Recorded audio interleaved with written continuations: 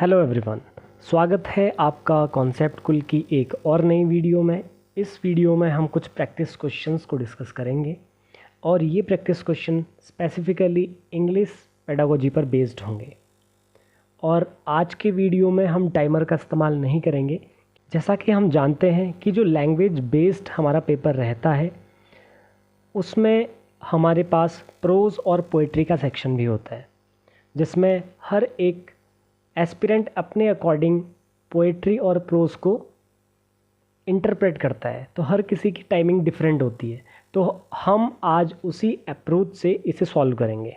तो शुरू करते हैं आज का वीडियो बिना किसी देरी के साथ। पहला क्वेश्चन हमारे सामने है, which of the following methods of language learning and teaching is the oldest method. ये मोस्ट कॉमन क्वेश्चन देखा गया है टेट एग्जामिनेशन में, भले ही वो स्टेट टेट हो या सी टेट हो। तो इसका जो सही आंसर है वो है ग्रामर ट्रांसलेशन मेथड। अगला क्वेश्चन है, when a child learns a language naturally without much practice it is called. अब इस पर्टिकुलर कॉन्सेप्ट की बात हमने लास्ट क्लास में की थी, जहाँ पर हमने लैंग्वेज लर्निंग और एक्विजिशन दोनों को समझा था। और हमने वहाँ पर इस बात को भी समझा था कि अगर कोई बच्चा या कोई चाइल्ड किसी लैंग्वेज को नेचुरल तरीके से अगर समझ रहा है तो उसे हम लैंग्वेज एक्विजिशन कहते हैं। वहीं पर अगर वो इसे फॉर्मल सेटअप में करता तो उसका आंसर हमारा लैंग्वेज लर्निंग होता। अगला क्वेश्चन पोएम बेस्ड है। अब इस तरीके के क्वेश्चन को कैसे सॉल्व करना है उस पर डिस्कशन कर लेते हैं।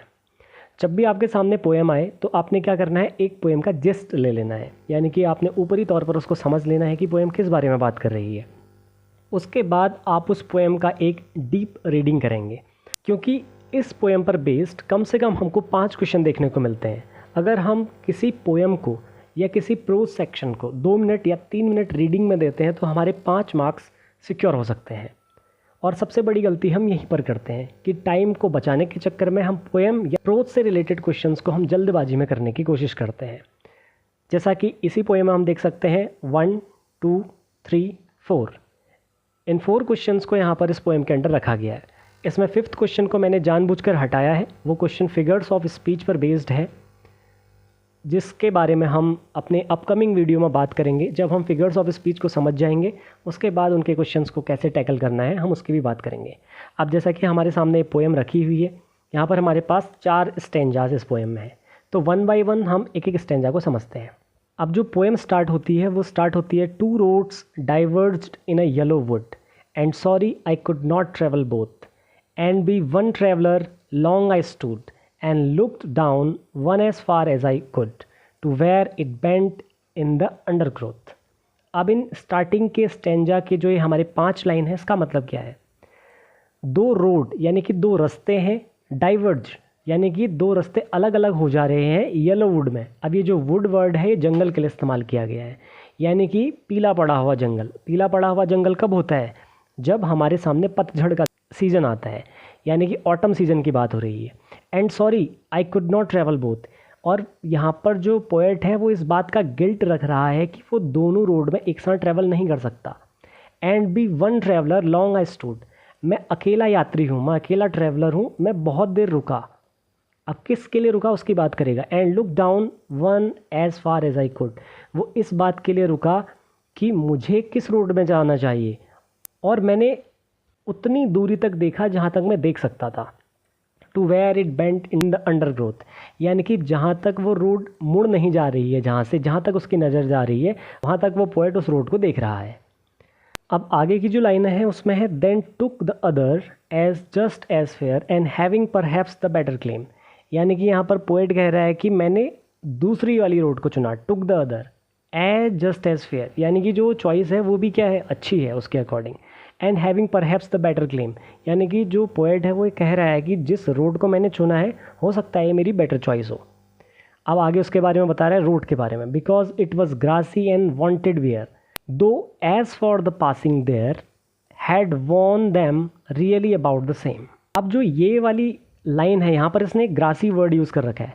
ग्रासी का मतलब ये है कि ये रोड ग्रासी लग रही है, यानी कि उस पर घास जमी हुई है। इस लाइन से पोएट का मतलब ये है कि घास जमे होने के कारण उस रोड को देखने पर यह पता लगता है कि बहुत से कम लोग हैं, बहुत थोड़े लोग हैं जो इस रोड से शायद गए होंगे। उसके अलावा though as for that the passing there had worn them really about the same. फिर उसके बाद जो पोएट है वो और सोच रहा है, थोड़ा बहुत और सोचता है। उसके बाद वो अपने अंदर एक धारणा बना लेता है। वो कहता है कि दोनों रोड इक्वली लग रही हैं, अबाउट द सेम। यहाँ पर कह रहा है अबाउट द सेम, यानी कि दोनों रोडें क्या है, आपस में सेम है और उनके बीच ज़्यादा डिफरेंस नहीं है।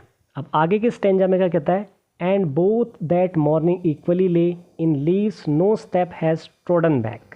अब जो यहाँ पर जो ये स्टार्टिंग दो लाइन है, and both that morning equally ले, इसका मतलब ये है कि जब मॉर्निंग का समय होता है, जब सुबह सुबह का समय होता है, तो दोनों रोड क्या लगती हैं, सेम लगती है।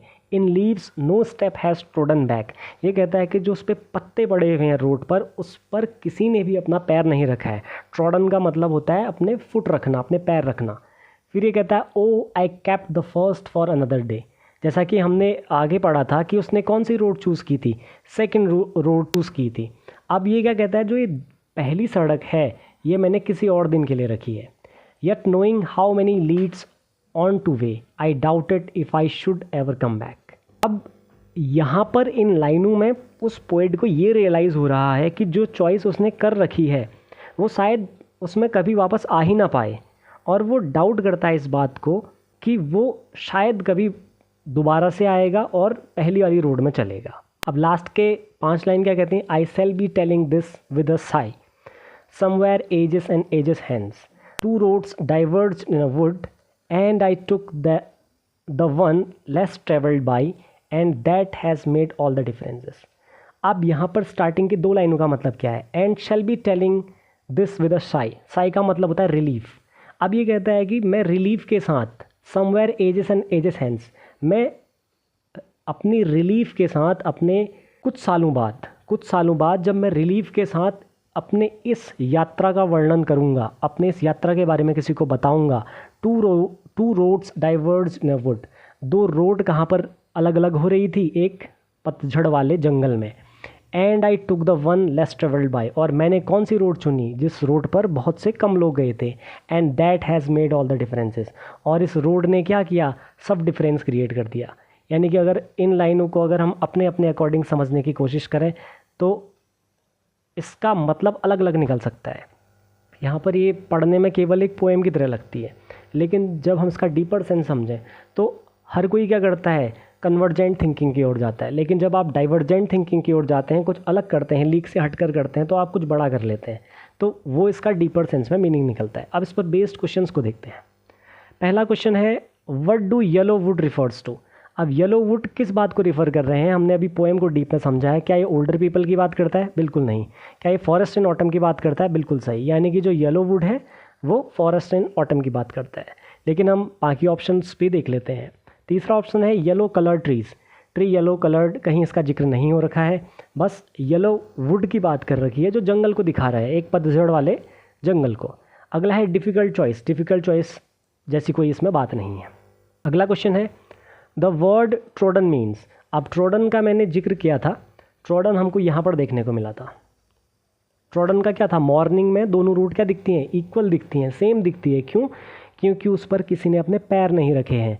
तो इसका आंसर क्या हो गया, to put your foot down on something while walking. मैंने पैर रखने की बात की थी, तो पहला ही ऑप्शन इसका सही है। बाकी ऑप्शन है to squeeze something on the ground, अगला है to press deeply against something, अगला है to avoid a difficult situation. ये तीनों ऑप्शन हमारे गलत है। अगला क्वेश्चन है, what does the poet's decision of taking less travel road significantly. अब यहाँ पर जो पोएट है उसका जो रोड का सिलेक्शन था, उसने उस रोड को क्यों चुना जो लेस ट्रेवल रोड थी, वो क्या दिखाता है। पहला है हिज रिस्क टेकिंग एबिलिटी, दूसरा है हिज एरोगेंस, तीसरा है हिज क्यूरियोसिटी, और चौथा है नेग्लिजेंस। नेग्लिजेंस जैसा कुछ चीज़ उसमें थी नहीं, क्यूरियोसिटी के चलते भी उसने नहीं किया, एरोगेंस भी उसने नहीं किया। जब मैं लास्ट स्टेंजा में बात कर रहा था डाइवर्जेंट थिंकिंग की, तो उसकी रिस्क टेकिंग एबिलिटी को दिखाता है जिसने सारे के सारे डिफरेंस क्रिएट किए। अगला क्वेश्चन है, state the cause of regret in the poet in the beginning of the poem. पहला ऑप्शन है that he could not travel both the roads, दूसरा है that he will not get time for himself, तीसरा है that he will not be successful by choosing the other road, अगला है that he will be able to return. अब ये कब की बात कर रहा है, बिगिनिंग पोएम की। बिगिनिंग पोएम का पोएट को क्या रिग्रेट है, क्या उसका कारण है रिग्रेट का, हमने वो जानना है। तो स्टार्टिंग में क्या था, स्टार्टिंग में था दो रोड क्या हो रही थी, डाइवर्ज्ड हो रही थी अलग अलग जगहों की ओर। अब वो उसको इस बात का अफसोस है, सॉरी यहाँ पर उसको रिग्रेट है इस बात का कि वो दोनों रोड में नहीं चल सकता है। तो इसका जो सही आंसर है वो है that he could not travel both the roads. अगला क्वेश्चन है the rise and fall of voice in speech is known as. जब हम किसी स्पीच में अपनी वॉइस को अप एंड डाउन करते हैं तो उसे क्या कहते हैं? इस क्वेश्चन का सिंपल सा मीनिंग ये है। तो पहला ऑप्शन जो हमारे सामने निकल कर आता है वो है डिप्थोंग। अब डिप्थोंग होता क्या है? डिप्थोंग होता है combination of two vowel sound. जैसे हमने ए और आई को मिला लिया तो उसका हमारा आई करके साउंड आता है। जैसे हम PIPE कहते हैं पाइप, तो आई जो साउंड आ रहा है वो दो वोवल साउंड को मिलाकर आ रहा है, वो होता है डिप्थोंग। इसका इस rise and fall of voice से कोई भी कनेक्शन नहीं है। अगला है बिलेबियल। अब ये बिलेबियल क्या होता है? बिलेबियल का मतलब होता है जब हमारे दोनों होंठ मिलते हैं और उससे साउंड क्रिएट होता है, वो होता है बिलेबियल। जैसे हम ब बोलते हैं, ब बोलने में हमारे दोनों होंठ क्या हो रहे हैं, आपस में मिल रहे हैं, वो होता है बिलेबियल। ऐसे ही हम म बोलते हैं, म में हमारे दोनों होंठ मिलते हैं, तो ये होता है बिलेबियल। अगला है पेनुल्टिमेट सिलेबल। ये भी इसका आंसर नहीं है, इसका सही आंसर है इंटोनेशन। अगला क्वेश्चन है the main objective of continuous and comprehensive evaluation is, यानी कि सतत एवं व्यापक मूल्यांकन का मुख्य उद्देश्य क्या है? पहला option to assess the scholastic aspect of a children. दूसरा है to record the methods of learning in order to make the required improvements. अगला है to focus on quantitative evaluation. अगला है to assess the achievement only. अब जब हम केवल और केवल अचीवमेंट को ही असेस कर रहे हैं तो कॉन्टिन्यूस एंड कॉम्प्रिहेंसिव नहीं हो सकता। तीसरा ऑप्शन बात करता है to focus on quantitative evaluation. अगर यहाँ पर क्वांटिटेटिव है तो कॉन्टिन्यूस एंड कॉम्प्रिहेंसिव नहीं हो सकता, इसमें आपका क्वालिटेटिव भी होना चाहिए। और जो फर्स्ट ऑप्शन है ये केवल स्कॉलस्टिक एस्पेक्ट की बात कर रहा है, को स्कॉलस्टिक एस्पेक्ट की बात नहीं कर रहा है। तो इस में जो बेस्ट ऑप्शन हमारा है वो है option number 2, to recording the methods of learning in order to make the required improvements. अगला क्वेश्चन है arrange the following to make a meaningful sentence, यानी कि नीचे आपको कुछ सेंटेंस आपको शफल्ड फॉर्म में दिया है, आपको इसने रीअरेंज करना है। अब ये वर्ड हम एक एक करके पढ़ेंगे और समझने की कोशिश करेंगे कि ये सॉल्व कैसे होगा। पहला इसने दिया द चाइल्ड, अगला है द पुलिसमैन, फिर है फाउंड, फिर है of a sweet meat shop, अगला है स्टैंडिंग इन फ्रंट। अब इस तरीके के क्वेश्चन को कैसे करना है? एक तरीका तो ये है, अगर आपने रीडिंग की काफ़ी प्रैक्टिस की है तो आप इस शफल्ड वे में सेंटेंस जो आपको दिया गया है इसको आप पढ़ते ही आप इसको अरेंज कर लेंगे आसानी से। दूसरा तरीका ये है कि आप ऑप्शन वाइज देख सकते हैं कि कौन सा आपका बेस्ट मीनिंग दे रहा है। अब इसमें अगर हम पढ़ने की कोशिश करें, पहला सेंटेंस है standing in front of a sweet meat shop the policeman found the child, हो सकता है इसका सही आंसर हो। अगला है found the child standing in front of a sweet meat shop. अब इसमें न पुलिसमैन का इसने जिक्र किया न इसने चाइल्ड का जिक्र किया, तो ये ऑप्शन तो हमारा एलिमिनेट हो गया। और तीसरा ऑप्शन कहता है in front of sweet meat shop the policeman found the child standing. अब यहाँ पर द चाइल्ड इसने यहाँ यूज़ किया और स्टैंडिंग यहाँ लाया और इन फ्रंट इसने गायब कर दिया, इन फ्रंट को ये अलग से लेकर आ गया है, तो ये भी इसका सही ऑप्शन नहीं है। अगला है the policeman found the child standing in front of a sweet meat shop. अब चौथा ऑप्शन भी हमारे सामने सही लग रहा है। अब अगर हम बात करें इन दोनों में से कौन सा आंसर होगा, तो इसका आंसर होगा ऑप्शन नंबर 4।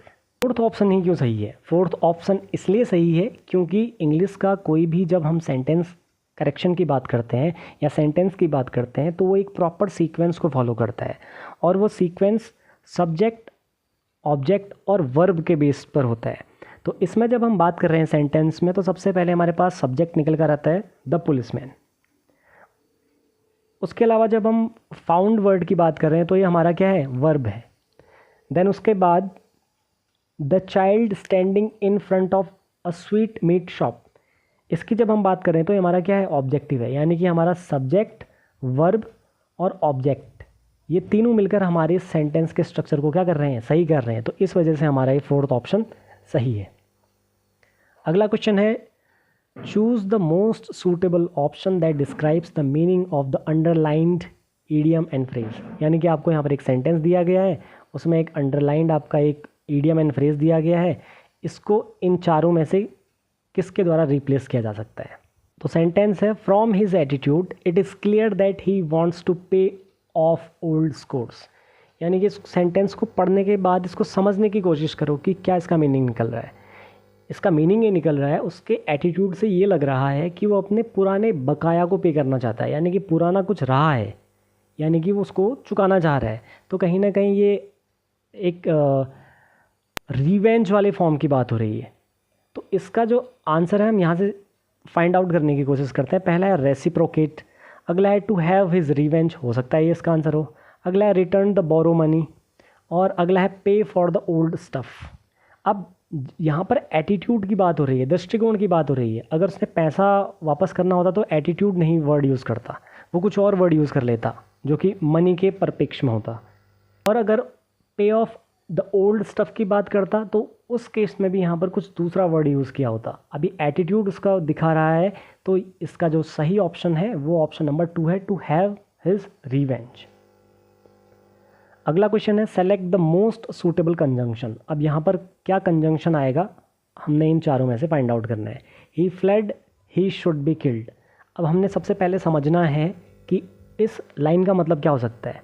फ्लेड, फ्लेड जो है फ्लाई से बना है। अब यहाँ पर जो इसका सेंस निकल रहा है वो है तेज़ी से भागना, वो इतने तेज़ी से भागा वरना वो मारा जाता। अब देखते हैं यहाँ पर कौन सा सूटेबल कंजंक्शन आ सकता है। व्हेन, अगर मैं यहाँ पर व्हेन डालूँ, he fled when he should be killed, ये कहीं से कहीं तक कोई सेंस नहीं बना रहा है। अगला है लेस्ट। लेस्ट जो वर्ड है वो फियर वाली सिचुएशन में यूज़ होता है, उसके अलावा किसी रिस्क को अवॉइड करने के लिए यूज़ होता है, तो एक पल के लिए हमारा ये आंसर हो सकता है।